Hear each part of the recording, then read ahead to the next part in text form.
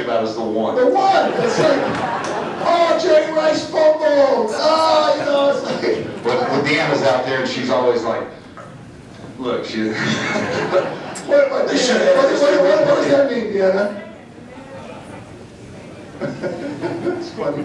It's amazing. I do remember the losses, but I have a few more than Brett. That's why it's harder.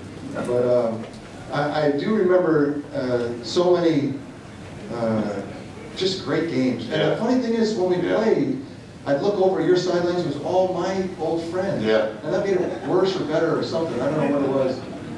I don't know, but you're right. Andy Reid. When Mooch was back, remember? Mooch. Yeah. And it was, you're right, we had some great games. And I can even tell you the one loss deal, but I was fortunate. I can. And I'm not telling you this because you're here, but you were an incredible player. And to have one game against you was something special. But to say that I trumped you,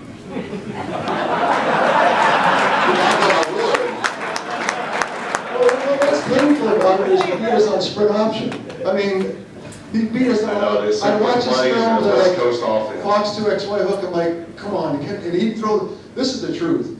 I'm 2 or 3, 4 years ahead of Brett in age and in my career. And so when he came in and started running the offense that I had run for a long time, I think 2 or 3, 4 years is actually looking better for me because I think it's more like 5 or 6. But he would start running the offense that I ran on the same plays, and he was throwing touchdowns on plays like, wait a second, that's not open.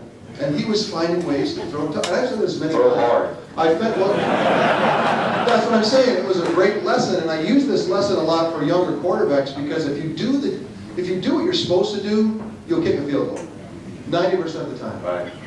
And Brett came in and said, forget that. And he started throwing touchdowns all over the place. And it was a great lesson for me, someone older, going back and going, I need to figure out how to be an artist and put the ball in the end zone. So I appreciate Brett, the gunslinger part of you. You had the natural gunslinger and it was trying to get tied down. I had the natural tie down trying to learn the gunslinger. Well, I studied your film all the time. I don't even know if I've ever told you this, but I studied your film. I started watching a lot of Montana's film.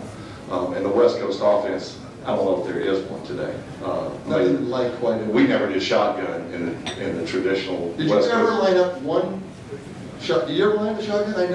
I did Mike Sherman's second year maybe, but not with Homer. You know, that was, it was split backs, blue, brown, an occasional eye, but we were traditional. That's what I meant with West Holmgren, Coast. but never with Mike. Not with Holmgren. If I mentioned shotgun to him, he's like, I know. Right. I finally talked Mike Sherman into it, but I said I was getting old. Warren Sapp was getting closer to me. But really, I just wanted to run a shotgun because it looked cool. It looked cool. And which is true.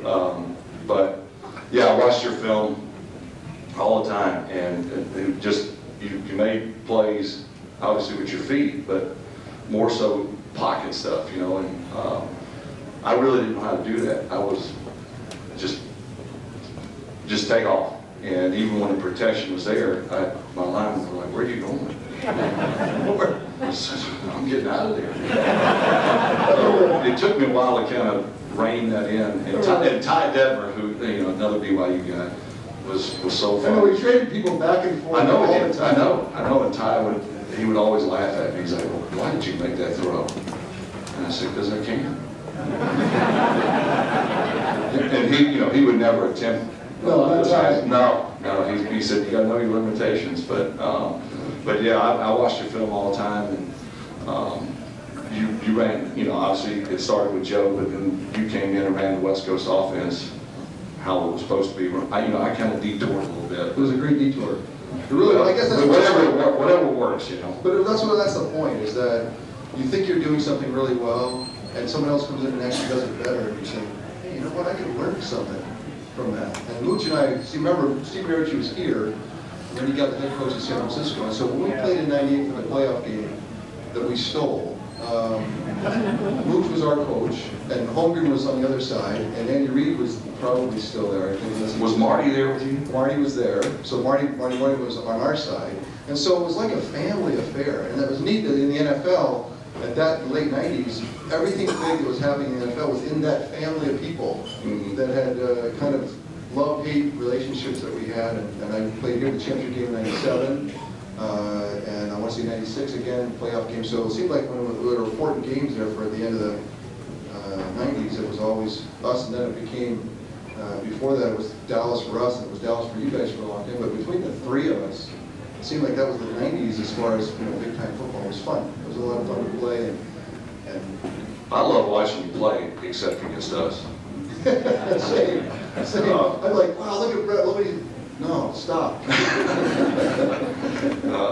Well, I love the run that you made. I guess it was against Minnesota. When you were a kid. And I was a kid. I'm not sure if I was. That was a funny story. So Mooch was telling me, tell me this is true. So he would always say that when you were a rookie or second year, and you wanted to try everything. Like nothing was done. The play was never over.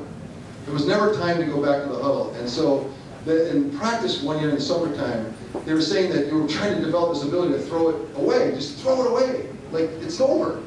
And he says that at one point you got scrambled out and your play was kind of done, and you threw it like 80 yards, like over the stands. You're like, okay, you want to throw it away? Try this. And threw it out of the stadium. Is that an overstatement, or did he? I don't know if it was 80, but yeah.